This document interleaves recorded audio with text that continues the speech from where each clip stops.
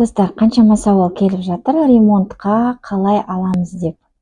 Қараңыздар, ремонтқа алу үшін сіз сол үйдің иесі болу керексіз. Болмаса ол үйде сіз пропискада болу керексіз. Кем дегенде 1 шілдеден бастап сәл өзгерістер еніп жатыр. Сол ремонт жасайын деп жатқан үйде сіз кем дегенде 1 жыл пропискада болу керексіз.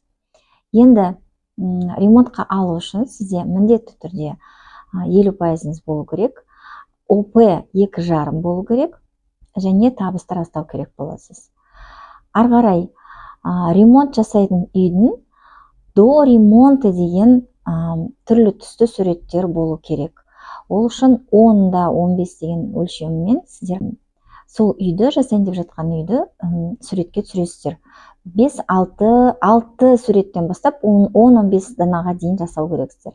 Және де жүргізейін деп жатқан ремонттың смета расходовты жасау керексіз.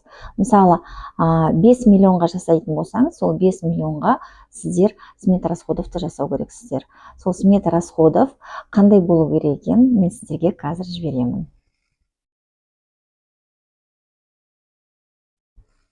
Ипотека бойынша бүкіл ақпаратты біліп отырғыңыз келсе, онда маған тіркелуді ұмытпаңыз.